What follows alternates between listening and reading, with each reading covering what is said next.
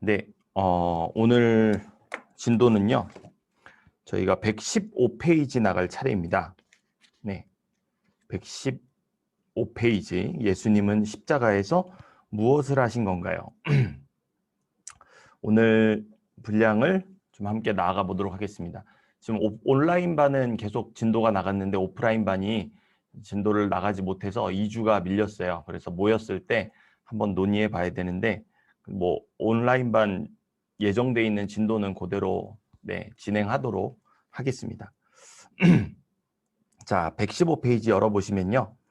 예수님은 십자가에서 무엇을 하신 건가요? 예수님께서 십자가에서 무엇을 하셨죠? 온 인류의 구원을 이루셨습니다. 죄가 없으신 하나님의 아들이세요. 의로우십니다. 근데 이분께서 죄가 있는 인류의 제물이 되셨어요. 무엇을 위해? 죄인을 구원하시기 원하시는 하나님의 뜻, 이 뜻을 위해서 죽기까지 순종하신 예수님은 이 헌신을 통해, 이 섬김을 통해 의로우심으로 여겨지셨습니다.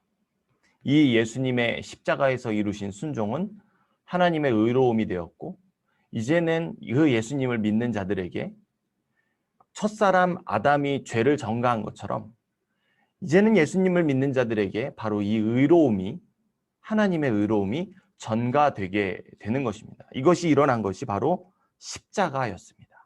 십자가는 저주의 상징인과 동시에 은혜의 상징이었습니다.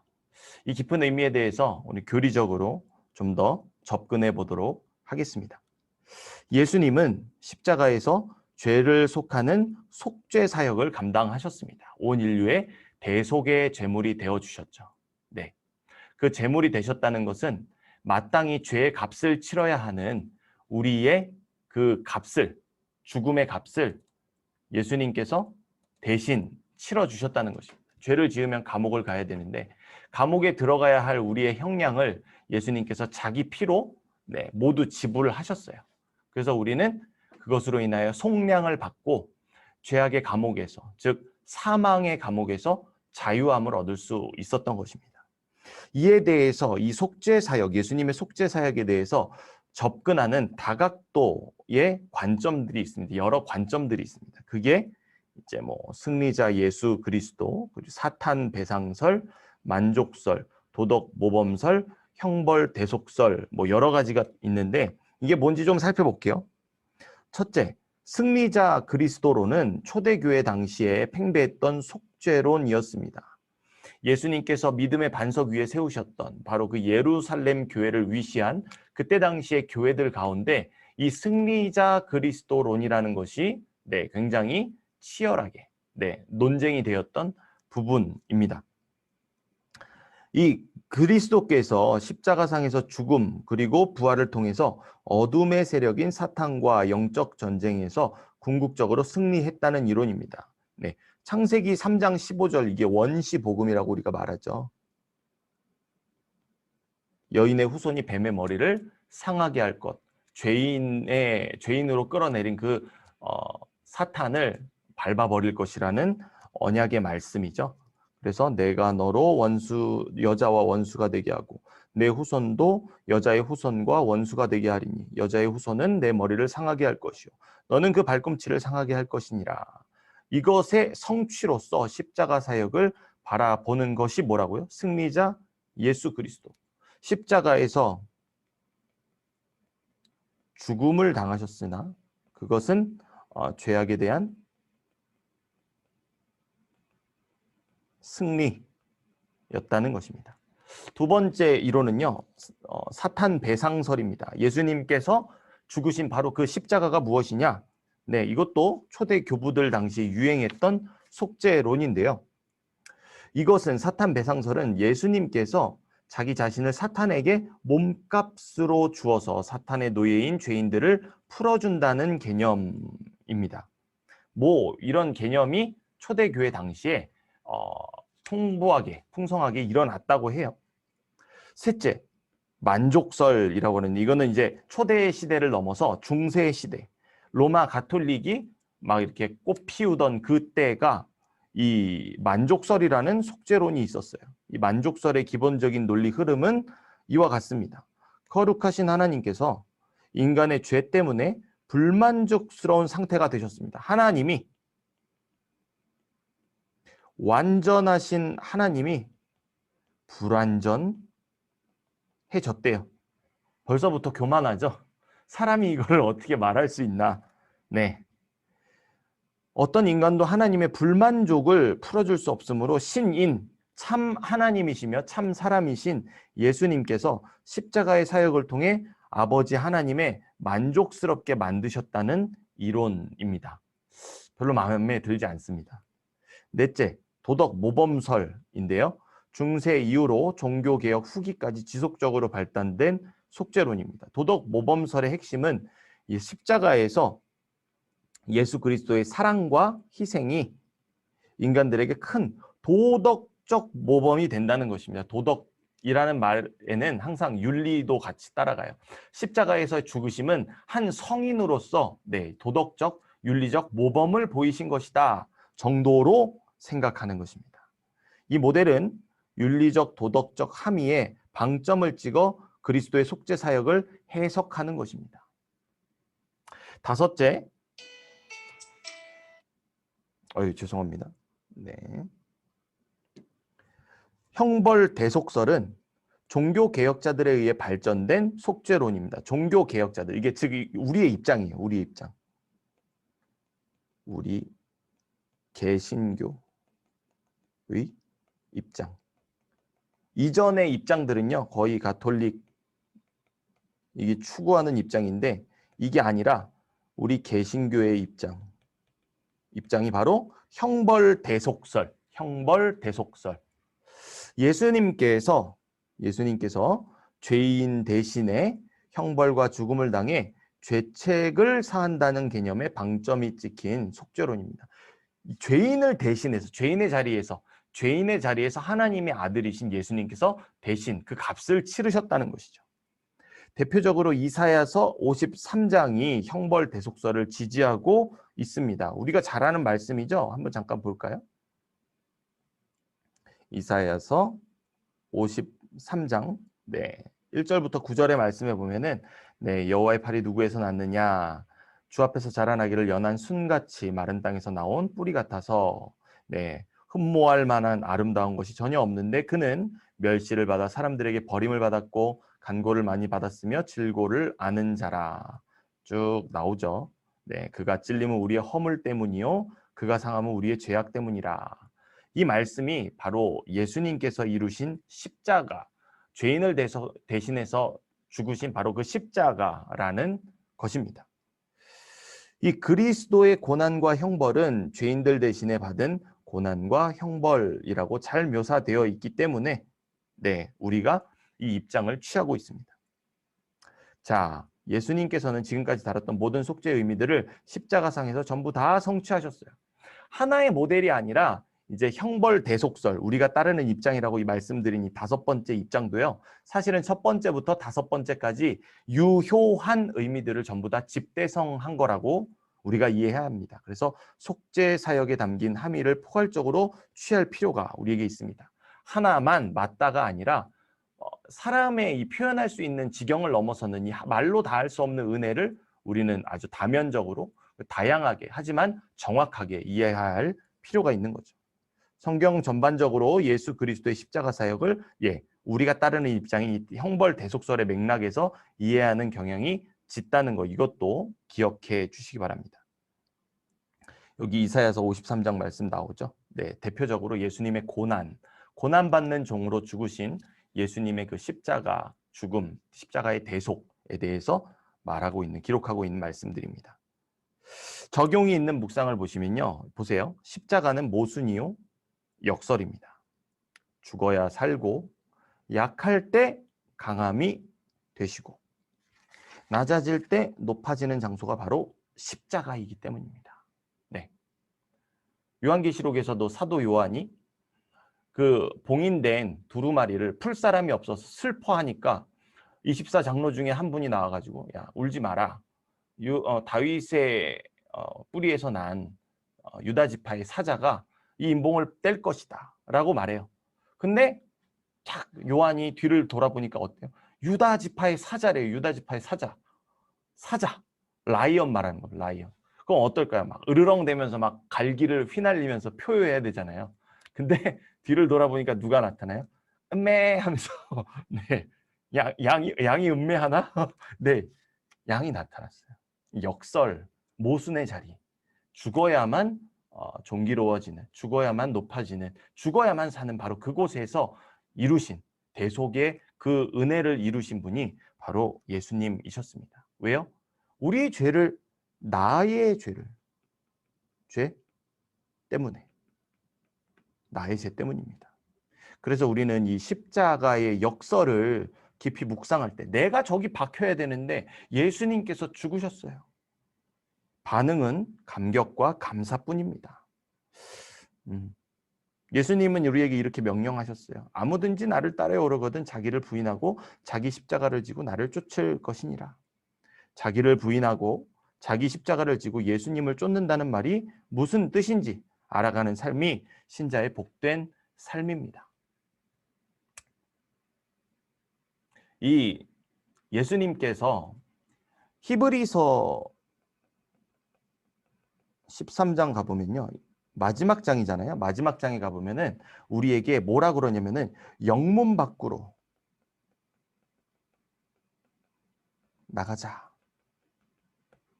영문이 뭐냐면요.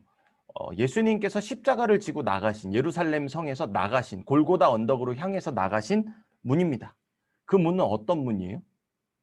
고난, 슬픔, 인간의 시선에서 보기 죽음, 형벌, 이 모든 것, 나쁜 모든 것이 다 담겨 있는 문이 바로 영문이에요, 영문. 근데 이 히브리서 기자가 그의 성도들에게 이렇게 말해요. 야, 우리도 예수님처럼 영문 밖으로 나가자. 왜요? 그 영문 밖으로 나가서 죽으신 예수님이 어디로 가셨어요? 땅에 묻히지 않으셨어요. 죽음이었지만 그곳은 곧 하늘 보좌로 올라가는 길이었어요. 어떤 길이요? 십자가를 메고 고난을 짊어지는 바로 그 길이. 오늘 우리가 예수님을 믿는다 하며 예수님이 앞서가신 그 십자가를 걸어가는 길이 곧 무슨 길이요? 예수님께서 우리를 맞으려고 기다리시고 계신 하늘로 향하는 문이라는 거. 좁은 문이라는 겁니다. 제가 이거를 가지고 좀 공부를 하고 있어요. 미국에 있는 학교에서 좀 공부를 하고 있는데 온라인으로 공부하고 있는데 이거를 이 논점에 대해서 제가 말을 했어요. 그랬더니 교수님이 되게 막 칭찬을 하시면서 이게 기말고사 문제였으면 제가 100점이 아니라 101점을 드렸을 겁니다. 뭐 극찬을 해주셨어요. 네, 여러분 영문 밖으로 나가시기 바랍니다. 영문 밖으로. 그래서 교수님이 이 히브리서 질문하시려면 저기 허승현 목사님한테 꼭 개인톡 넣으시라고 하셨는데 여러분 궁금하시면 질문해 주시기 바랍니다. 계속해서 가볼게요. 자, 예수님은 현재 무엇을 하고 계시나요? 예수님은 현재 지금 무엇을 하고 계시나요? 네. 예수 그리스도의 성육신, 고난, 십자가의 죽음, 무덤에 들어가심이 그리스도의 비하, 내려가는 사역, 내려가는 사역이라면 부활, 승천, 하늘 보좌 우편에 앉으심, 승천을 승귀, 높아지는 사역이라고 말합니다. 현재 예수님께서는 부활체, 즉 죽은 육체와 그로 인해서 떠나간 영혼이 하나가 된 우리의 나중의 형상, 나중의 모습을 하고 계십니다.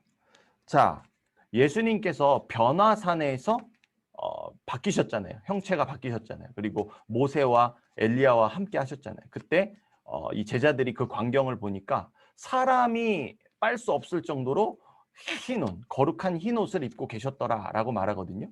그 모습이 예수님께서 이후에 우리에게 나타나실 재림 때 보여주실 모습입니다. 그리고 부활하신 예수님께서 사도행전에서 40일 동안 제자들과 함께 하시면서 그들을 가르치셨던 그때 그 형상에 대해서 잘 묘사는 안 되지만 그때 그 모습이 예수님께서 우리에게 다시 찾아오실 그 모습, 바로 부활체입니다. 만약에 그리스도께서 죽은 후에 살아나지 못하셨더라면 우리는 예수님을 믿을 이유와 필요가 전혀 없습니다. 왜냐하면 만약에 살아나지 못하셨더라면 그냥 예수님은 베들레헴에서 태어난 인간, 그 유대 종교 지도자들이 말하던 나사렛 그냥 예수에 불과하기 때문입니다. 하지만 다시 부활하셨기 때문에 신자들은 사망의 권세를 이기신 부활하신 하나님의 아들 예수 그리스도를 믿는 것입니다. 그분이 부활하셨기 때문에 우리의 믿는 도리, 예수님. 어떻게 하셨어요? 부활하셨기 때문에 그를 믿는 우리는 어떻게 돼요? 우리도 부활의 소망이 있습니다. 그래서 사도 바울이 우리가 부활의 나중 열매라. 잠자는 자들의 첫 열매가 되신 분이 누구십니까? 죽은 자들의 첫 열매가 되신 분이 바로 예수님이시죠. 네. 자, 그런 예수님께서는 현재 부활체를 입고 하늘 보좌 우편에 앉아 계십니다. 하늘 보좌 우편에 앉아 계신다는 의미를 반드시 문자적으로 해석할 필요는 없습니다. 상징적인 의미, 존귀로운 의미, 죽음에서 부활하신 의미, 더욱더 상징적인 의미로 우리가 접근하는 것이 맞아요. 상징적으로 이해하며 만유의 주로서 왕권을 가지고 온 세상을 통치하고 계신다고 이해하는 것이 좋습니다. 네. 여기 쭉 보시면요. 앞서 살펴본 것처럼 삼중지의 역할의 의미들이 서려 있습니다. 뭐 이렇게 나오죠. 쭉 나오는데 이게 중요해요. 예수님은 여전히 우리 신자들을 위해 하늘 보좌 우편에서 왕, 선지자, 제사장의 직분을 열심히 감당하고 계십니다. 자, 요 말씀을 한번 볼까요? 히브리서 8장 말씀인데요. 지금 우리가 하는 말의 요점은 이러한 대제사장이 우리에게 있다는 것이라. 그는 하늘에서 지극히 크신 이의 보좌 우편에 앉으셨으니 성소와 참 장막에 섬기는 이시라. 이 장막은 주께서 세우신 것이요 사람이 세운 것이 아니니라. 우리가 부활하신 예수님께서 하늘 보좌 우편에 앉아 계시다는 걸 알고 있는데, 보좌 우편, 하나님 나라의 왕으로 좌정하셨죠. 근데 그분이 동시에 무엇을 하신대요? 하늘 성소를 섬기는 대제사장이라. 대제사장의 역할이 무엇입니까? 죄인을 하나님 앞에 바르게 세우는 것입니다. 이 사역을 위해서 예수님은 대제사장으로서 우리를 위해 거룩하게 하시는 중보자의 사역을 감당하고 계신 것입니다. 그러면은 이 선지자의 사역은 무엇일까요? 선지자의 사역? 오늘 우리에게 주신 이 하나님의 말씀을 통해서 지금도 여전히 오늘의 구원을 이루게 하시는 은혜를 이루시는 것이죠. 하나님께서 우리의 마음에 오셔서 계속 이렇게 두드리고 계신데, 이 말씀을 통해서 우리의 마음에 두드리고 계신데 우리가 이 말씀을 등한시하며 살 수 없죠. 그렇게 되면은 선지자적 사역을 감당하시는 예수님을 무시하게 되는 것이죠. 그래서 우리가 이 왕, 선지자, 제사장 직분을 모두 감당하시는 이 예수님의 삼중직에 대해서 우리가 적극적으로 주님께 가까이 다가가는 노력이 필요한 것입니다. 이게 우리가 경건훈련이라고 하는 겁니다. 경건훈련.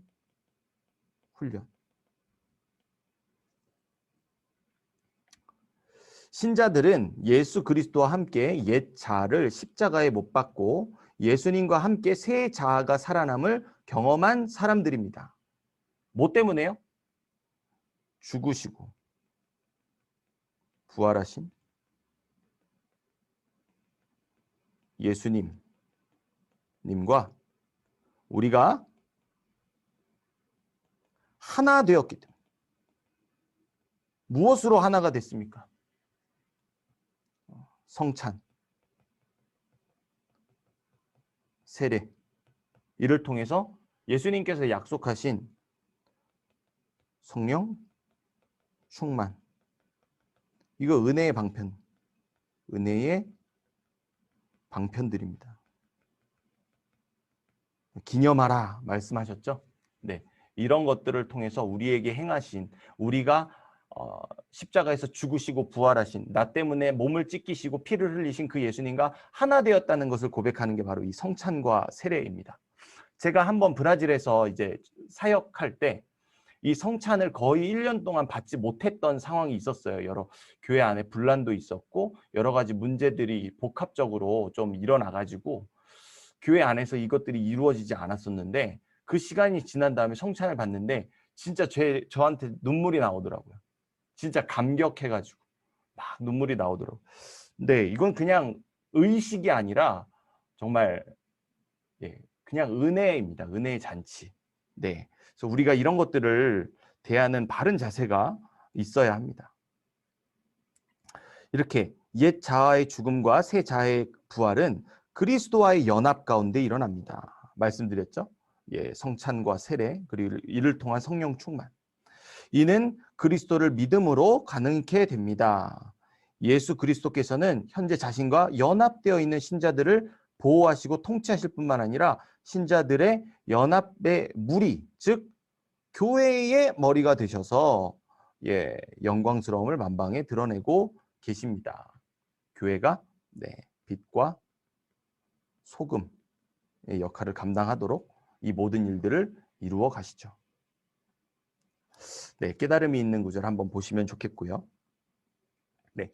예수 그리스도는 임마누엘, 하나님이십니다. 이 임마누엘이라는 뜻은 하나님이 우리와 함께 하시다. 이미 함께고요. 마누, 이게 우리, 엘이 하나님입니다. 그래서 하나님이 우리와 함께 하신다라는 의미입니다. 예수 그리스도는 우리와 함께 하시기 위해 하늘 보좌를 버리시고 이 땅 가운데 내려오셨습니다. 그리고 모든 사역을 마치시고 다시 하늘로 올라가셔서 하늘 보좌 우편에서 여전히 우리와 연합, 어떻게 연합하세요? 성령님을 통해서 우리와 함께 하십니다. 우리 마음 가운데 함께 하십니다. 우리와 함께 하십니다. 성령을 뭐라 그래요? 거룩한 전이라고 말하죠. 거룩한 전인데, 이 전은, 거룩한 하나님의 전은 하나님의 임재가 있는 장소입니다. 이 임재가 있는 장소인데, 이 임재가 있는 장소가 고정되어 있습니까? 이동합니까? 이동하죠. 이동.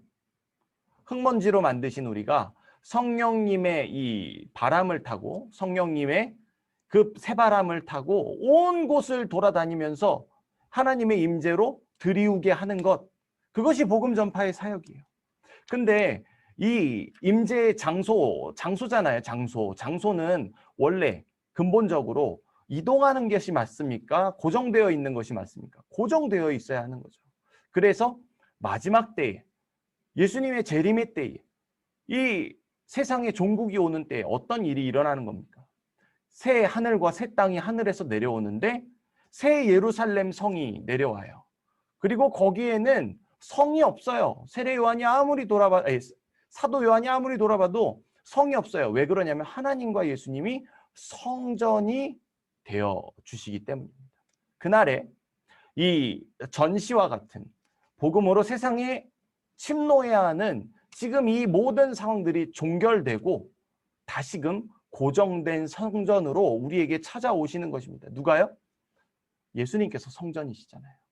하나님이신 예수님께서 우리의 참된 성전이시잖아요. 그분과 온전한 연합을 이루는 것. 지금은 우리는 성령님을 통해서 이동하는 성전으로 전시적인 상황에 이렇게 연합이 되어 있지만 마지막 때에는 이제 진짜 완전한 연합을 이루게 되는 것. 그것이 궁극적인 완성된 하나님을 임재와 함께 에덴 동산의 그 낙원의 아름다움을 누리는 진짜 성전의 모습입니다.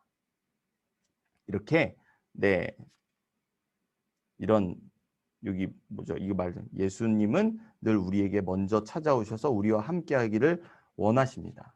그러면 우리가 이런 교육을 통해서 깨달아 알았다면은 이제는 내가 그 고난의 잔을 기쁘게 받겠습니다. 이런 아주 주님께서 기뻐 받으실 만한 믿음의 고백을 드리시는 우리 모두가 될 수 있기를 바랍니다. 네, 예수님은 앞으로 무엇을 하실 건가요? 예수님, 자, 예수 그리스도의 신분적 사역 중 비하 사역, 다시 말해서 성육신, 고난, 십자가, 죽음, 장사 모두 다 성취됐어요.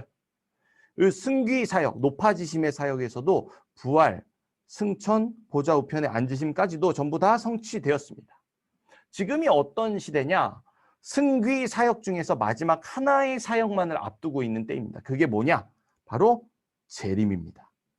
다시 오심. 딱 요거 하나 남았어요.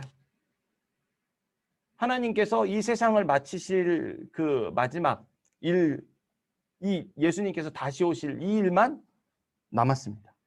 우리가 얼마나 감격스러운, 은혜로운 때를 맞이하고 있는지, 동시에 깨어 있지 않으면 정말 너무도 두려운 때를 맞이하고 있는지, 우리가 이 영적인 민감함을 세워서 바르게 이 때를 살아가야 하겠습니다. 그 재림에 대해서 좀 살펴볼게요. 예수님은 앞으로 무엇을 하실 건고 여기 재림하십니다. 다시 오심. 그러면은 그 다시 오심을 어떻게 우리가 이해해야 하냐? 세 가지 방식을 지닌 채 일어나게 될 것입니다. 첫 번째, 예수 그리스도의 재림은 가시적, 눈에 보이게, 확실하게. 반대로 예수님께서 첫 번째 초림 어땠죠? 비밀스러웠죠. 아무도 모르게. 하지만 확실한 증거를 가지고. 근데 이 예수님을 모두가 거부했죠. 네. 영접하는 자, 곧 그 이름을 믿는 자들은 네, 구원에 이르게 되는 은혜가 있었지만 이를 알았던 사람들은 그리 많지 않았습니다. 예수님의 재림은 첫 번째 가시적이라는 것. 네.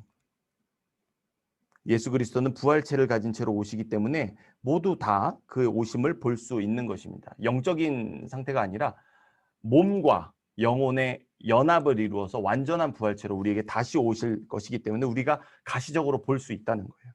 둘째, 예수 그리스도의 재림은 승리적입니다. 승리적이라는 것이 무엇이냐? 어둠의 세력과 공중 권세를 잡은 자들의 권세는 멸망될 것이고 참된 승리의 깃발이 새 하늘과 새 땅 가운데에서 휘날리게 될 것입니다. 언제 그렇게 될까요? 이미 예수님께서 세례를 받으신 직후에 성령님께 이끌려서 사탄의 본부에 가셨잖아요. 거기가 어디였죠? 광야였어요, 광야.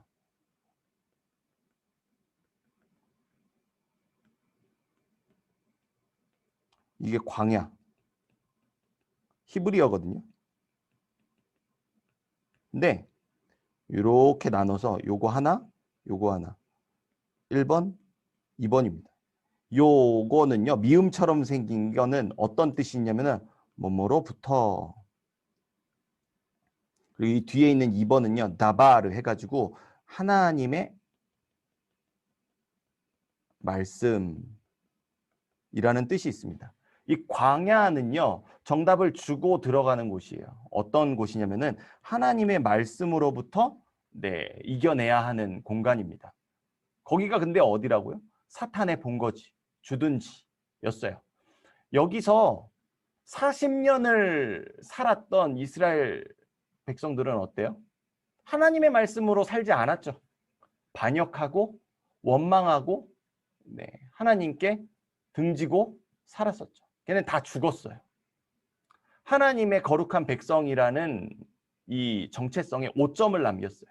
그래서 이들의 죄악을 짊어지시자마자 예수님께서 가장 먼저 성령님의 인도하심 따라, 다시 말해서 하나님께로부터 보내짐을 받은 곳이 어디였습니까? 우리의 패배의 자리, 이 죄인의 패배의 자리로 보내신 거예요. 그래서 거기서 정말 하나님의 말씀대로 승리하셨죠. 예수님께서 사탄의 시험에 정확하게 하나님의 말씀, 신명기서에 있는 말씀들로 승리하세요. 하나님의 말씀으로. 그러자 사탄이 물러가고 천사들이 수종을 들기 시작하죠. 그때 이미 예수님께서는 승리를 이루셨어요. 그때 이미 이 죄인들의 질고를 짊어지시고 참 사람으로서 승리하셨어요. 그런데 이제 여기서 말하는 어둠의 세력과 공중 권세 잡은 자들의 권세가 멸망될 것이고, 근데 하늘 보좌에 올라가셔서 이제 심판주로 오시기까지 남겨져 있는 기간이 있어요. 그때까지 이 공중 권세 잡은 자들이, 사탄들이 묶임을 받고 그 십자가, 그러니까 죽음의 불못으로 들어가기 이전의 단계, 사형 선고는 받았는데 아직 세상에 유리하는 자들로 있는 이 상황을 종결시키는 일이 언제 일어나냐? 네, 마지막 때 요한계시록에 가보시면요. 그때 일어나죠. 여러분 그거 아세요? 하나님이 어떤 분이시죠? 삼위일체 하나님이시잖아요. 삼위일체 하나님. 근데 그 하나님의 백성을 미혹하는 이 사탄이 이런 하나님을 모방해요. 삼위일체는 아니에요. 삼위일체는 하나님의 독특한 이 속성이라고 할 수 있는데, 그래서 악은요, 이 사탄은요, 마찬가지로 이 새 존재가 등장해요. 요한계시록 가보시면 그게 뭐냐? 이게 악의 삼두 체제.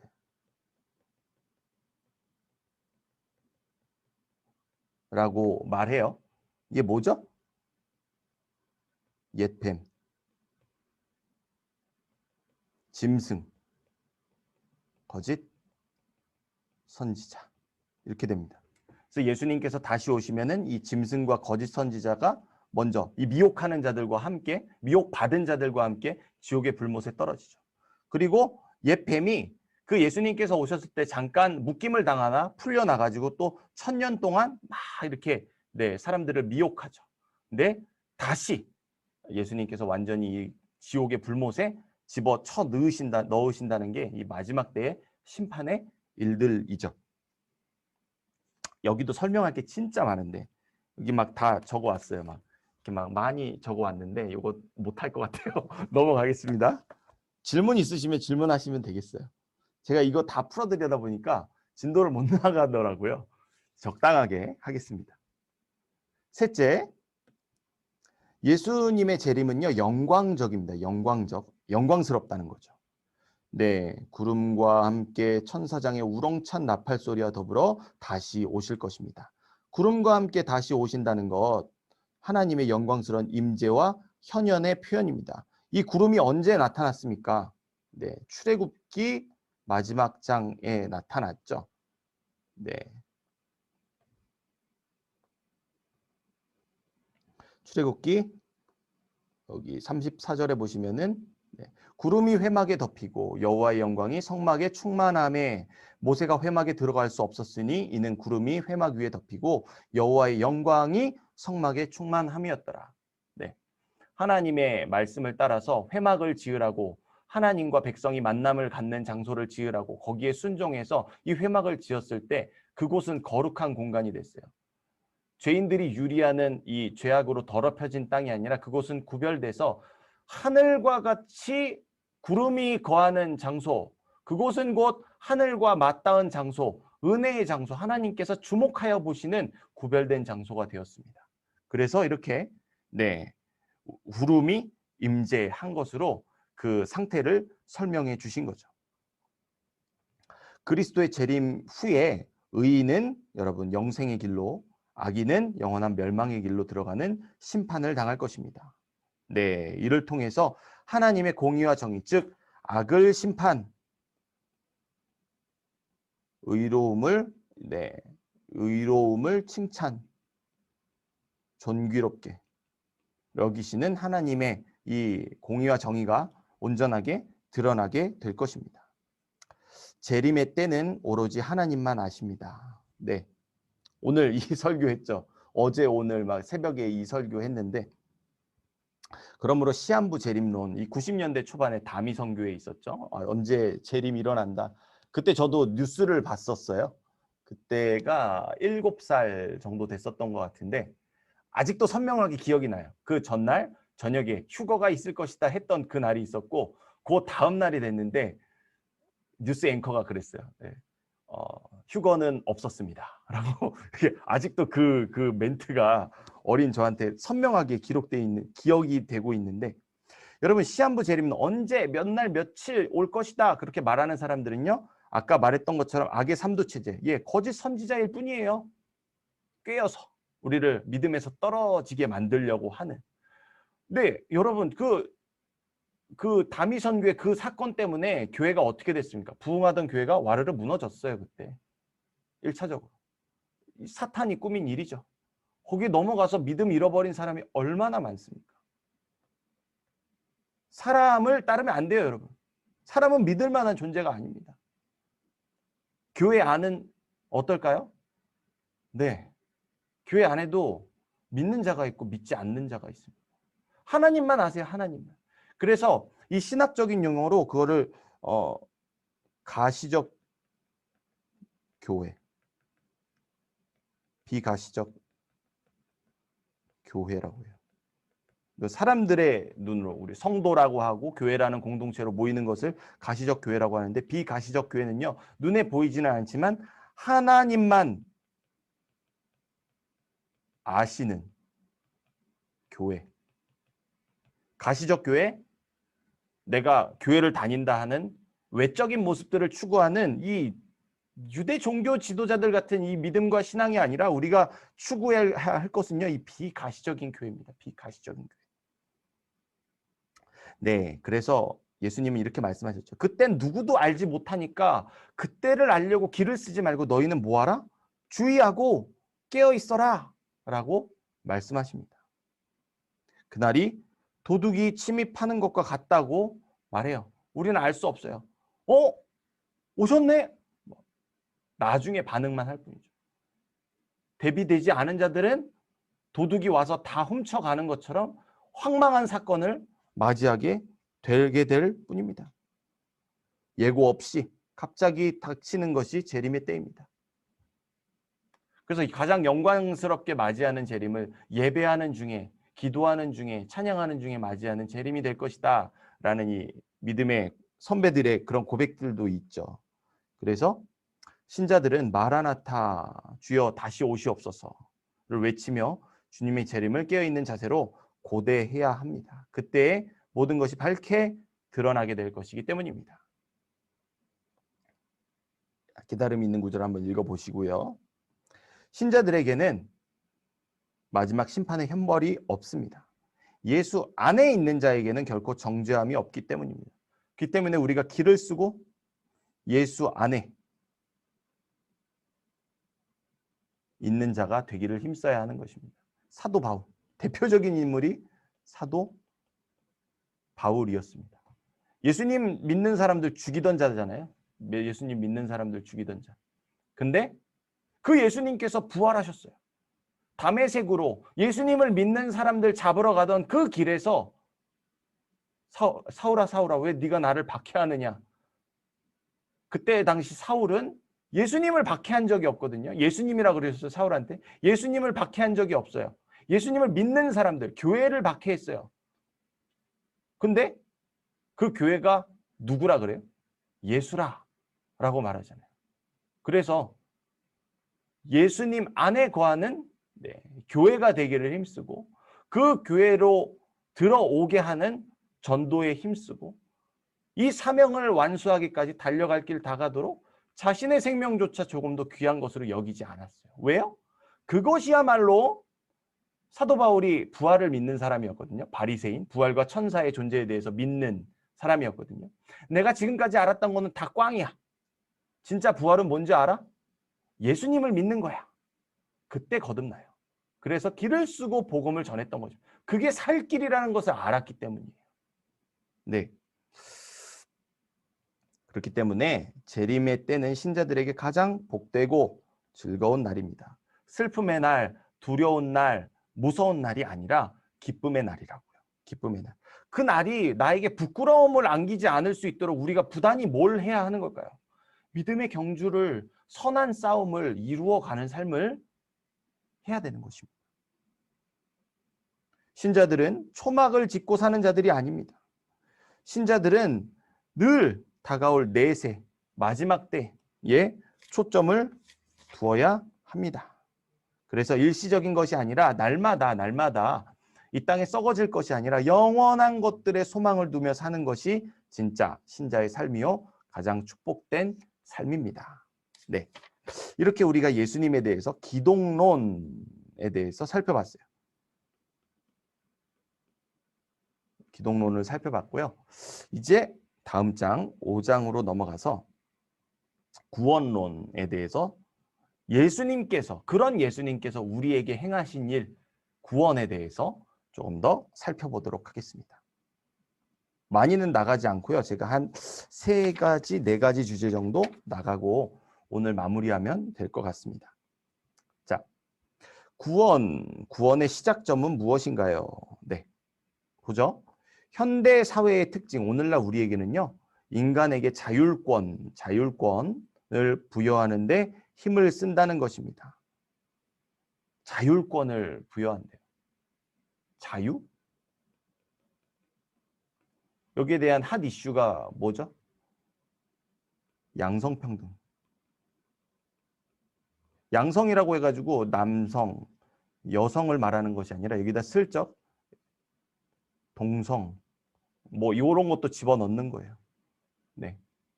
처음에 이렇게 여러분 동성애는 시작이고요. 그 다음에 가면은 이제 근친상간, 뭐 수간, 동물들하고 네. 이런 그 순서들이 있어요. 이거 제가 뭘 말하는 거냐면요. 저기 북유럽 있잖아요. 덴마크, 노르웨이, 뭐 스웨덴 그런 나라들, 바이킹의 후예라 하는 그 나라들 있잖아요. 여기 다 갔어요. 순서예요, 순서. 한국에 괜히 이런 뭐 동성애 뭐 이런 일들이 일어나는 게 아니에요. 역사 속에 있었던 것들의 그 전철을 밟아가는 거예요. 이 모든 단계의 끝은 무엇이냐? 성경 폐지. 성경 없애는 거. 이게 뭐예요? 사탄. 노림수입니다. 왜? 성경은 뭐였어요? 기록된 하나님의 말씀으로 하나님의 숨결, 하나님의 생명이 우리에게 담겨져 있는 거예요. 하나님의 말씀 빼고는 우리는 살아있을 수 없어요. 근데 세상에 하는 일이 이런 것들이라고요. 깨어 있어야죠. 분별력이 있어야죠. 이 특징이 뭐다? 인간에게 자율권. 당신은 얼마든지 자유의 권리가 있으니, 네. 심지어 성별도 내가 선택할 권리가 있다. 아니, 하나님께서 주신 이 고유한 성별을 내가 선택할 권리가 있다고 주장하기에 이르는 게 이게 참 교만한 인간의 이 죄성이라고 할 수 있죠. 물론 인간은 여러분 독립적이고 자율적인 주체로서 주어진 삶에 최선을 다해 살아가야 합니다. 최선을 다해서. 그런데요. 그것이 성립되지 않은 부분이 있어요. 그게 뭐냐? 구원입니다. 구원의 여정 가운데에서 인간이 독립적 자율적 주체 행동으로, 다시 말해서 인간의 힘으로 구원을 이룬다? 가능하지 않습니다. 구원은 어디서 시작해요? 하나님에게서 시작합니다. 성경이 그거를 말하고 있죠. 네. 에베소서 1장 3절 유명한 말씀이죠. 찬송하리로다 하나님 곧 우리 주 예수 그리스도의 아버지께서 그리스도 안에서 하늘에 속한 모든 신령한 복을 우리에게 주시되 언제요? 창세 전에. 네. 창세 전에 누가 구원을 시작하셨어요? 그리스도 안에서 우리를 택하사 우리로 사랑 안에서 그 앞에 거룩하고 흠없게 하게 하시려고 작정하셨다고요. 누가요? 가장 처음 시작하신 삼위일체 하나님의 작정이 있었어요. 그 기쁘신 뜻대로 우리를 예정하사 그 예수 그리스도로 말미암아 자기의 아들들이 되게 하셨으니 이는 그가 사랑하시는 자 안에서 우리에게 거저 주시는 바 그 은혜의 영광을 찬송하게 하려는 것이라. 구원하신 하나님을 찬양하는 삶을 살게 하는 것, 이를 이루신 예수님을 믿음 안에서 이러한 일들을 행하신 하나님을 찬양하는 것, 이것이 성도의 합당한 본분이자 자세라는 것이죠. 여러분, 구원의 시작은 인간이 아닙니다. 다른 종교에서 말하는 선을 이루고 이렇게 중생을 통해서 절대로 사람이 이루어갈 수 있는 일들이 아니라는 거예요. 다른 종교들은 이 밑바닥에서 우리가 올라가는 것들을 말해요. 밑바닥에서 올라가는 이 개념이 어디서 오는 겁니까? 우리 이미 봤잖아요. 창세기에서 그 태초에 살았던 인간들 중에 바벨탑을 쌓아서 하나님처럼 높아지려고 했었던 그 사람들에게서 나오는 생각과 관념이잖아요. 그게 아니에요. 하나님은 이 낮은 곳에 있는 우리에게 찾아오시는 분이에요. 유일하게 이거를 말하는 것이 여러분 기독교. 특별히 이를 위해서 예수님께서 행하신 것이 무엇입니까? 구원입니다. 하나님께서 죽을 수밖에 없는 죄인들에게 찾아오셔서 은혜를 베푸신 사건, 이것이 여러분 구원이라고요. 구원의 시작은 뭐요? 하나님이십니다, 여러분. 구원의 시작점은 하나님의 선택입니다. 하나님의 선택은 영원 전에 일어난 일, 태초 이전에 작정하셨다고 에베소서 말씀에서 우리 살펴봤죠. 그렇기 때문에 구원의 시작점에 인간이 주도적으로 활동할 여지가 없습니다. 인간의 공로는 구원을 위해서 우리가 할 수 있는, 기여할 수 있는 것은 전혀 없다고요. 가톨릭이 이거를 계속 말하죠. 헌금 많이 하면은 천국은 못 갈 것 같은데, 천국에 가기 전에 영혼들이 떠도는 곳이 있어. 믿는 자들 중에서 적당히 믿은 사람들이 거하는 곳이 있어. 거기를 연옥이라고 하는데 거기에 당신의 조상들이 있어. 근데 오늘 여기에 헌금을 하면은 그 연옥에 있는 사람들이 천국으로 갈 수 있어. 사람의 여지를 계속 집어넣어요. 돈을 뜯어내고. 그게 가톨릭이었어요. 이게 아니다, 잘못됐다 라고 반기를 들고 그 가톨릭에서 빠져나온 것. 그것이 여러분 장로교의 시작입니다. 장로교의 시작. 그렇기 때문에 성경이 말하지도 않는 얼토당토 않는 이야기를 하는 사람들에게 우리가 대응하기 위해서, 이단에 대응하기 위해서 우리가 뭘 해야 하는 겁니까? 성경으로 돌아가고 성경에 질문하고 성경에 집중해야 하는 거예요, 여러분. 물론 여러분, 구원받은 이후의 인간은요, 최선을 다해서 구원을 이루어 나아가야 합니다. 최선을 다해서 구원을 이루어 나아가야 해요. 그래서 히브리서 4장에 가보면요. 아직 우리가 들어가야 할 안식이 남아 있다고 말해요. 안식이. 이 안식에 들어가 계신 분이 누굴까요? 이 안식에 들어가 계신 분은 태초에 6일 창조를 마치시고 7일째에 쉬신 하나님, 그리고 하늘 보좌에 올라가신 예수님 밖에 없으세요. 물론 우리 사이에서 교통하시는 성령님, 삼위일체 하나님의 공간이 안식의 공간입니다. 그리고 히브리서는 우리에게 아직 우리가 들어가야 할 안식이 남아있다고 말해요. 왜? 그게 안식이 왜 안식이라고 말하냐면 하나님께서 창조 행위 다 하시고 선한 창조를 이루시고 마치셨어요. 구원의 계획도 창조 이후가 아니고 창조 이전이잖아요. 이미 창조하신 이후에 구원의 프로세스는 진행되고 있어요. 하나님은 이미 안식 가운데 거하세요. 그렇기 때문에 우리도 여전히 들어가야 할 안식이 남아있다고. 그것이 뭐냐? 오늘 우리가 값없는 은혜로 받은 구원을 이루며 살아가는 것. 이 불의한 세상 속에서 끝없는 경건의 훈련을 통해서 하나님의 뜻을 알아가고 하나님의 마음을 이루어가며 오늘의 구원을 이루어가는 것. 열심히 그것이 바로 우리에게 주어진 사명. 나만을 위한 것이 아니라 저 죄 중에 죽어가는 사람들을 구원의 길로 인도하는 사명. 그것이 우리가 이루어가야 할 왕같은 제사장으로 세상에 파견하신 우리가 이루어야 할 날마다의 구원입니다. 은혜 받은 자들이 은혜를 끼치는 것. 그것이 우리가 이루어야 할 구원입니다. 그렇다고 해서 여러분, 그렇다고 해서 인간으로 인해서 구원이 좌지우지 된다는 것은 아닙니다. 반드시 그럼에도 불구하고 반드시 기억해야 하는 것은 구원의 주도권이 누구에게 있다는 거예요. 하나님께만 있다는 것. 하나님께만 있다는 것. 기억하시기 바랍니다. 우리는 구원에 참여하는 자가 된 거예요. 구원의 창시자 대신 예수님께서 이루신 사역 가운데 참여하는 자가 되어서 날마다의 구원을 이루어가는 것. 하지만 그 구원은 이미 완성되어 있고 예비되어 있고 믿는 자들에게 이미 주어진 바 되어 있다는 것. 다만 우리는 날마다 그 구원을 이루어가는 열심이 있어야 된다는 것. 여러분 바르게 이해해야 합니다. 좀 더 가보죠. 하나님께서는 자신의 기쁘신 뜻대로 사람들을 선택하시고 자신이 선택한 자들을 구원의 길로 부르십니다. 예, 신학에서 이거를요 부르심이라고 해요. 근데 부르심에도 두 가지의 부르심이 있어요. 일반적인 부르심이 있고요. 특별한 부르심이 있습니다. 일반적인 부르심은요. 여러분 보편적으로 누구에게나 미치는 구원회로의 부르심입니다.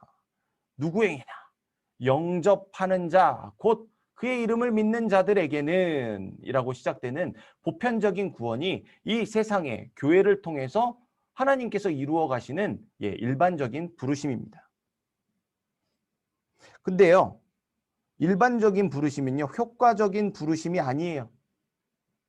왜냐하면 그 부르심을 듣고 모든 자들이 다 구원의 길로 들어서는 것은 아니기 때문입니다. 그래서요. 특별한 구원의 부르심이 있습니다. 특별한 부르심. 특별한 부르심은요. 실패함이 없는 부르심입니다. 그러므로 특별한 부르심을 효과적 부르심이라고도 합니다. 유효한 부르심이라고도 하고요. 효과적 부르심이라고 하는데 이게 뭘까요? 예수님께서 부르심을 받은 적이 있으시죠? 언제 부르심을 받으시죠? 마태복음 3장 17절 세례를 받으신 예수님을 부르시는 하나님의 음성이 있었죠. 하늘로부터 소리가 있어 말씀하시되 이는 내 사랑하는 아들이요 내 기뻐하는 자라. 이때 어떤 일이 있었습니까? 네. 예수님께서 세례를 받으시고 곧 물에서 올라오실 때 하늘이 열리고 하나님의 성령이 비둘기같이 내려 자기 위에 임하심을 보시더니 이때 있었던 일이잖아요. 근데 이 일이 이미 약속이 돼 있었어요. 언제 약속이 돼 있었냐? 여러분 이사야서 11장에 가보시면요. 이새의 줄기에서 한 싹이 나며 그 뿌리에서 한 가지가 나서 결실할 것이요. 그 위에 여호와의 영, 곧 지혜와 총명의 영이요. 모략과 재능의 영이요. 지식과 여호와를 경외하는 영이 강림하리니. 이게 뭐예요? 예수님 위에 내리신 성령의 비둘기같이 임하신 사건을 말하는 거잖아요. 네, 예수님께서 주여 나를 보내소서 그 주님의 뜻에 순종하셨을 때 하나님께서 그 예수님을 이렇게 부르시는 거죠. 너가 바로 그 내가 불렀던 내가 약속했던 바로 그 이새의 줄기에서 난 바로 그 싹이다 라는 것을 불러주시는 거죠.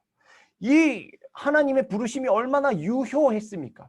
얼마나 효과적인, 얼마나 특별한 부르심이었습니까? 그 부르심이 결국 온 인류를 구원하게 한 사건이 되었죠. 그 부르심이 유효한 부르심이고 그 부르심을 통해서 세워진 교회가 복음을 전파하는 방편을 통해서 하나님은 그 유효한 부르심에 우리를 포함시켜 주시는 것이에요. 다른 방법은 없어요. 그렇기 때문에 이 미련한 방법이지만 이것이 하나님께서 구원을 전하시는 유일한 방법이다. 그래서 사도 바울이 그렇게 말하잖아요. 그래서 내가 전도하는 거다. 그래서 내가 영혼들에게 복음을 증거하는 거다. 이 전도에 누구나 다 지적하는 손가락질하는 그 전도의 미련한 방식을 통해서 거기서 합당한 정당성이 있는 거죠. 부르심을 받았던 사람들 여러분 많아요. 여러분 아브라함의 아버지가 누군지 아세요? 데라죠, 데라. 데라를 보면요. 좀 이상해요. 데라를 보면요. 27절에 보면 데라의 족본, 이 11장에서 뭐가 나오죠? 창세기 11장에서 네, 이 바벨탑 사건 나타나잖아요. 죄악의 정점을 찍은 사건, 하나님처럼 높아지려고 하는 교만을 떨친 사건이었죠. 그들을 패하시고 성경이 빠르게 어디로 이동합니까? 하나님의 족보를 막 이루어가요. 그것의 끝이 여러분 데라였어요. 데라. 11장에 나타나는 데라의 족보는 이러하니라 라고 이제 반전을 이루어요. 죄악의 족보를 뒤로 하고 반전을 이룬 다음에 데라의 족보가 나오는데 이 데라가 조금 이상해요. 어떻게 이상하냐? 아브람처럼 어디론가 이동을 해요. 우르를 떠나서 하란에 갑니다. 이게 마치 뭐가 비슷하냐면은 아브라함에게 찾아오셔서 너의 본토와 친척과 아비의 집을 떠나라 라고 말하는, 그때 당시 우르는요 여러분 굉장히 도시 문명이 발달했던 곳이었어요. 그곳을 떠난다는 것은 나쁜 곳으로 가는 것밖에 의미하지 않아요. 근데 그 우르를 떠나서 하란에 도착했어요. 근데 데라는 거기에서 멈췄어요. 하지만 성경은 그 이동에 대해서 우리에게 말해주지 않지만 그 이동의 완성에 대해서 우리에게 보여주죠. 그게 뭐죠? 그게 아브라함이었어요. 아브라함은 우르를 떠나서 하란에 머물고 죽은 그 데라의 식솔의 자녀였죠. 그리고 거기서 이 부르심의 완성을 이루게 됩니다. 유효한 부르심은 아브라함에게 있었죠. 결국 그는 약속의 땅 가나안에 들어가죠. 하나님께서 인도하실 땅으로 들어가죠. 하지만 데라는 그 부르심을 받아서 그도 떠나는 자의 대열에 있었지만 그는 그 부르심에 온전하게 순종하지 방점을 이루지는 못했습니다. 그래서 데라는 일반적인 부르심에 멈춘 반면에 이 아브라함에게는 하나님께서 특별한 부르심이 성취되었다는 것, 우리가 여기서 좀 알 수 있어요. 그래서 학자들은요 창세기 12장에서 아브라함을 부르신 이 사건이 나타나지만 사실 그때 당시에 하나님은 모두를 불렀지만 모두를 부르신 가운데 그 뜻에 순종한 사람은 아브라함밖에 없었다라고까지도 주장하기도 합니다. 자, 이런 일반적인 부르심이 있고 특별한 부르심이 있어요. 구원회로의 부르심이잖아요. 근데요, 요새 인간은요, 구원을 이루어 가려는 노력을 합니다. 이게 뭐냐? 행위 구원론이라고 말합니다. 인간의 행위로 한 땀 한 땀 구원을 이루어 갈 수 있다고 생각하는 것입니다. 그러나 인간 존재의 본질적인 측면을 깊이 묵상할 때 행위 구원론, 인간이 무언가를 행위를 해서 구원에 이른다? 이거는 말도 안 되는 거예요. 예수님의 존재를 부인해 보겠다는 겁니다. 말도 안 되는 소리입니다. 우리 이미 살펴본 것처럼 인간의 궁금해요에서 살펴본 것처럼 인간은 어떻습니까? 전적으로 타락했잖아요. 여러분 우리 타락한 존재입니다. 저와 여러분 모두가요. 전적으로 부패했잖아요. 저와 여러분 모두가요. 전적으로 무능력하죠. 하나님의 은혜 없이는 단 하루도 살아갈 수 없는 존재죠. 그게 바로 우리들의 존재입니다. 네. 그러므로 여러분 구원은요 하나님의 은혜로 시작해야 합니다. 그래서 에베소서 2장 8절 말씀, 요거는 여러분 정말 유명한 말씀이기 때문에 우리의 머릿속에 입력하는 것이 필요한 말씀인데요. 너희는 은혜에 의하여 믿음으로 말미암아 구원을 받았으니 이거는 너희에게서 나간 것이 아니요 하나님의 선물이라.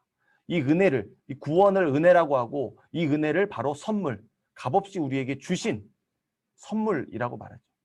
구원은 어디에서 시작한다고요, 여러분? 하나님의 은혜에서 시작한다는 거, 여러분.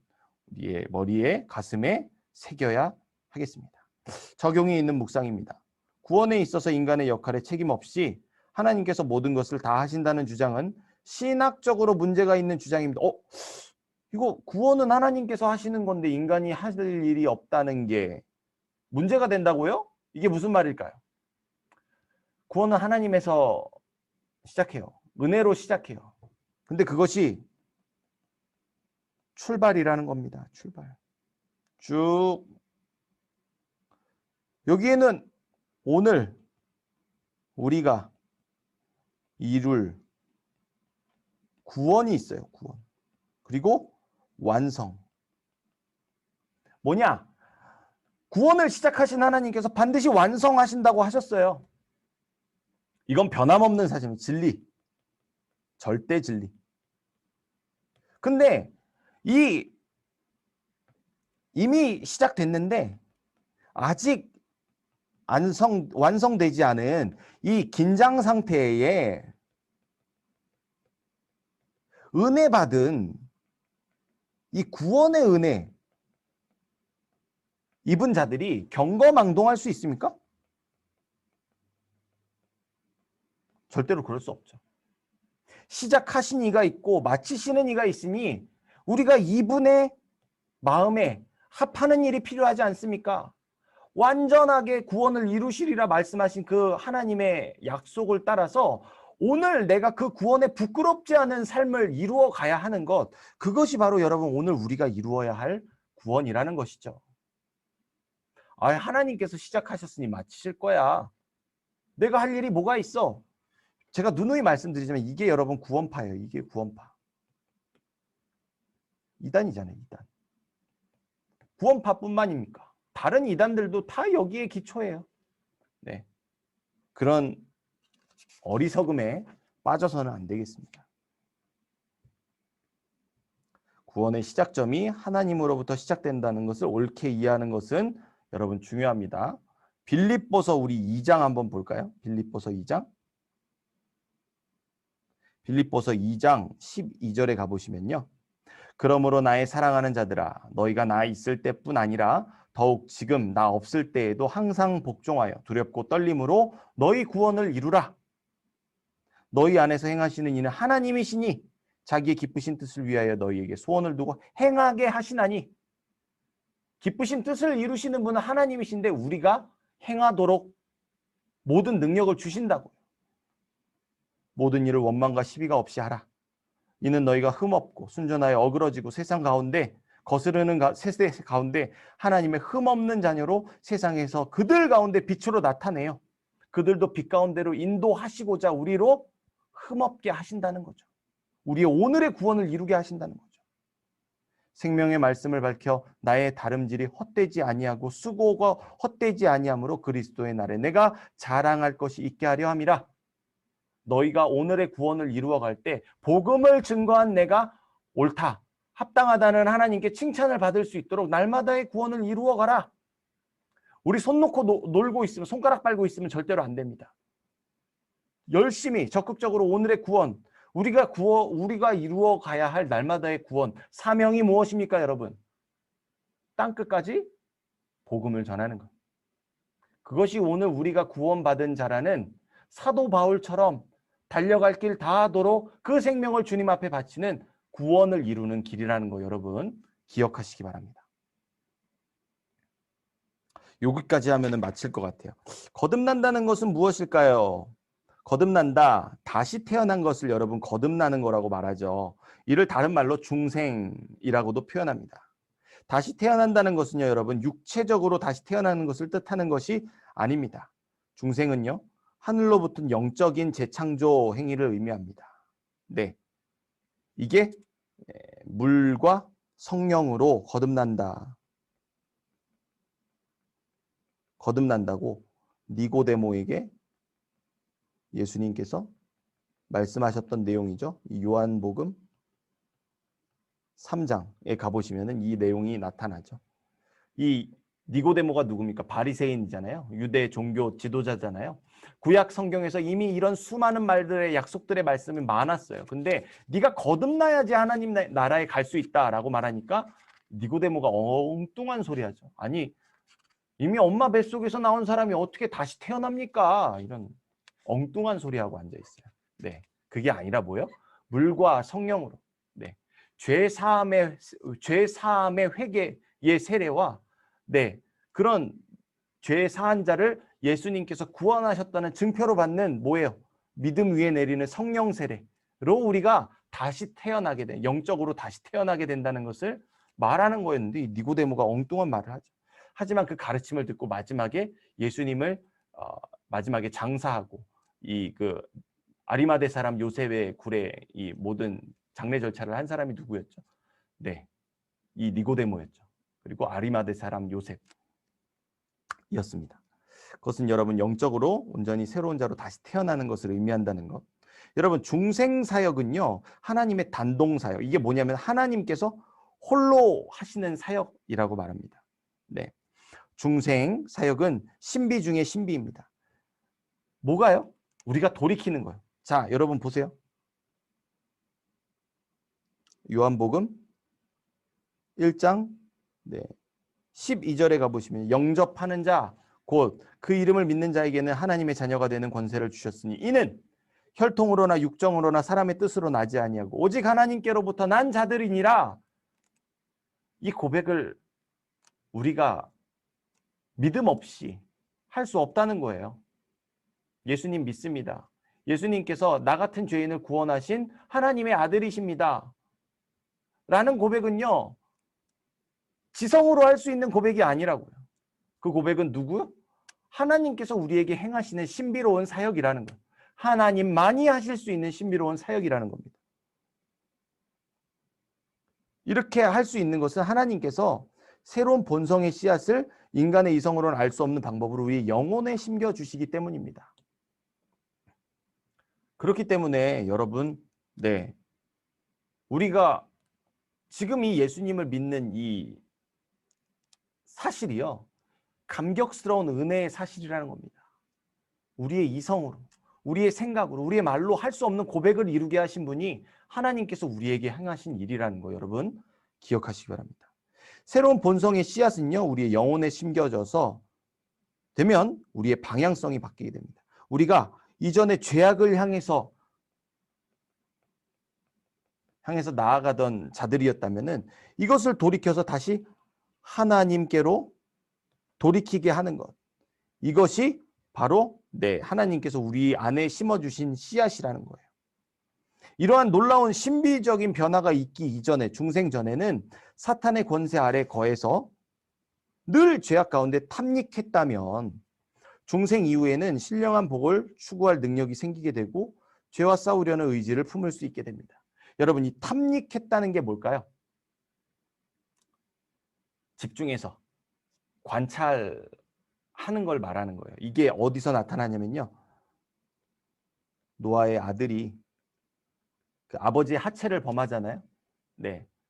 그때 하체를 본 노아의 아들이 바로 이거였어요. 탐닉. 집중해서 관찰해서 봤다는 거. 이게 또 언제 나오냐? 아브라함의 조카 롯이요. 하나님께서 주신 소유를 가지고 아브라함과 롯의 목자들이 서로 다투니까 아브라함이 협상하잖아요. 우리 하나님께서 주신 걸로, 물론 성경에 말은 하지 않아요. 그게 근데 믿음의 고백이었어요. 우리가 지금 누리는 것이 하나님께서 주신 것이라는 믿음의 고백이 거기 담겨 있는데 그 믿음의 고백으로 대하는 아브라함이 양보하죠. 롯에게. 롯아, 너가 보고 싶은 대로, 너가 가고 싶은, 주위를 다 살펴보고 너가 가고 싶은 곳으로 가. 아니, 목자예요. 양떼를, 이 가축떼를 기르는 아브라함이 왜 푸른 초장과 쉴만한 물가를 마다하겠습니까? 근데 그 안에 믿음이 있었어요. 주신 이도 하나님이시오, 거두시는 이시도 하나님이시니 하나님께서 인도하시는 곳이 곧 내가 나아가야 할 길이다. 그래서 롯에게 말하죠. 너가 갈 곳으로 가. 나는 네가 가는 반대 곳으로 갈게. 아니나 다를까 롯이 하는 행동이 뭡니까? 탐닉해요. 이생의 눈으로, 이 육신의 눈으로 지역을 살펴보죠. 그랬더니 보암직도 하고 먹음직도 하고 지혜롭게 할 만한, 가히 그럴 만한 땅을 발견하죠. 그게 어디였어요? 소돔과 고모라였죠. 거기서 멸망의 지옥불을 경험하게 되죠. 하지만 아브라함은요, 그런 뜻을 따르지 않고 이생의 뜻을, 이생의 자랑을 따르지 않고 하나님의 마음을 헤아렸을 때 하나님께서 뭐라 그랬어요? 아브라함아, 주위를 다 돌아봐. 네 한번 밟아봐. 거기 내가 너한테 다 줄게. 생각지도 못한 복으로 함께 해주시죠. 중생은요, 하나님의 단동, 하나님께서만 하시는 사역이기 때문에 그 누구도 중생의 이유와 조건을 자신에게 돌릴 수 없습니다. 인간의 공로는 전혀 없다는 말이에요. 네. 믿음이 있었기에 중생이 된 것도 아니고 선행을 베풀었기 때문에 중생이 된 것도 아닙니다. 중생은요, 아직 믿음이 없는 단계예요. 믿음은 이후에 생겨나요. 믿음은 뭘로 생겨납니까? 하나님의 말씀을 들음으로 생겨나는 거예요. 중생은요, 우리가 회심, 우리가 죄악에서 하나님께로 돌이키는 사역은요, 택하신 하나님의 백성들에게 임하는 신비적인 사건이라는 걸 여러분 기억하시고요. 우리는 이 일들의 증인이라는 거예요. 하나님께서 우리에게 행하신 중생의 놀라운 신비가 우리에게 역사했기 때문에 우리가 하나님을 알기를 갈급하는 마음이 생겨났고, 그로 인해서 믿음이 자라나고, 오늘 주님을 알아가기에 열심을 내는 이런 훈련도 이루게 된 것입니다. 이게 괜히 된 게 아니라는 걸 여러분 기억하시기 바랍니다. 그러므로 거듭남의 어떠한 공로도 인간이 취할 수 없습니다. 말씀 한 구절 살펴보지 않을 수가 없는데요. 고린도전서 15장 10절에 가보시면요, 이 찬송이죠. 그러나 내가 나된 것은 하나님의 은혜로 된 것이니 내게 주신 그의 은혜가 헛되지 아니하며 내가 모든 사도보다 더 많이 수고하였으나 내가 한 것이 아니요. 아니요. 아니요. 오직 나와 함께 하신 하나님의 은혜로라. 아니요. 자기를 부인하고 저들의 십자가를 지고 나를 따르라 말씀하신 것처럼 우리는 부인하는 삶을 살아가야 합니다. 내가 한 것은 아무것도 없습니다. 하나님께서만 하신 일입니다. 좀 속도를 내보겠습니다. 거듭남의 은혜는요, 여러분, 신비로운 것이기 때문에 성경은 이를 다음과 같이 표현합니다. 바람이 임의로 불매 내가 그 소리는 들어도 어디서 와서 어디로 가는지 알지 못하는 성령으로 난 사람도 다 그러하니라. 이게 무슨 말이에요? 네, 바람이 어디로 와서 어디로 가는지 모르는 것처럼 중생의 씨앗이 우리 안에 중생하게 하신 하나님의 그 신비로운 은혜가 어디로부터 와서 어떻게 우리의 본성에 심겨졌는지는 유한한 인간이 알 길이 없습니다. 이것은 단지 하나님의 신비로운 사역일 뿐입니다. 참되게 거듭난 자의 삶 속에서 하나님의 거듭남의 열매들을 맺어야 합니다. 그 구원을 열매로 알리라 말씀하셨죠. 이 마태복음 7장 20절에서 하고 있는 말씀이죠. 자, 이러므로 그들의 열매로 그들을 알리라 라고 말씀하셨죠. 만일 나무의 됨됨이가 바르고 건강하다면 반드시 열매를 맺게 될 것입니다. 예수님은 말씀하셨죠. 나는 포도나무다. 포도나무는 무엇을 맺어야 합니까? 포도 열매를. 포도나무는요, 진에게 무수히도 많은 생명의 에너지가 담겨 있어서 포도나무에 접합되는 죽어있는 나무 가지도요, 살려내는 그런 작용을 합니다. 살려내는 작용을 하는 나무에 붙은 가지이기 때문에 우리는 반드시 살아나는 자로 거듭나서 반드시 그 예수님의 생명의 에너지를 받아서 열매 맺는 삶을 살아가야 하는 거예요. 이게 바로 예수님께서 우리에게 말씀하신 네가 구원받은 믿음으로 거듭난 구원받은 자라면 열매로 알려라. 겉에 두르고 있는 외식으로 유대의 종교 지도자들처럼 그런 외식으로 네가 구원받았다고 말하지 말고 너의 열매로 알려라. 나는 포도나무다. 그러니 너 안에는 생명의 열매가 반드시 맺어져야 할 것이다. 라고 말씀하시는 거죠. 거듭남의 열매들이 주렁주렁 맺혀져야 합니다. 거듭남의 씨앗은 그냥 죽은 채 정적으로 존재하지 않기 때문입니다. 여러분, 생명, 살아있음, 이 역동적인 이 운동 에너지가 여러분 날마다 우리의 삶 가운데에서 풍성하게 맺히시기를 간절히 바랍니다. 깨달음이 있는 성경 구절 한번 읽어보시고요. 생명이 있다는 것은 여러분 반드시 성장하기 마련이죠. 생명이 있으니까 당연히 성장해야죠. 성장하지 않으면 그거는 문제가 있는 거잖아요. 거듭남의 씨앗도 이와 마찬가지입니다. 여러분, 거듭남의 씨앗은요, 새로운 본성의 씨앗으로 여러분 강한 운동력과 활력이 있는 씨앗입니다.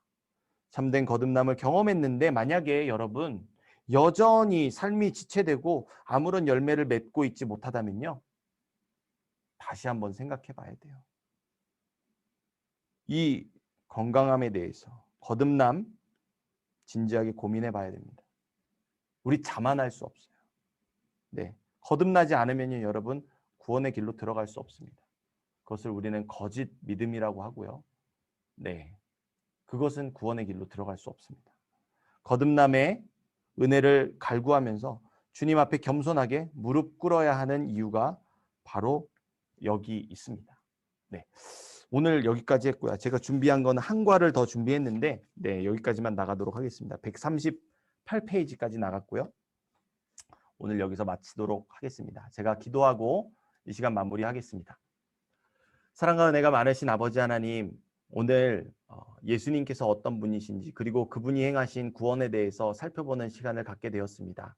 이 구원에 행하신 은혜 앞에 사람의 공로는 찾아볼 수 있는 것이 아무것도 없사오니 아버지 하나님, 겸손한 마음으로 날마다 두렵고 떨림으로 우리의 오늘 이루어야 할 구원을 온전히 이루어가는 삶을 살게 하여 주시옵소서.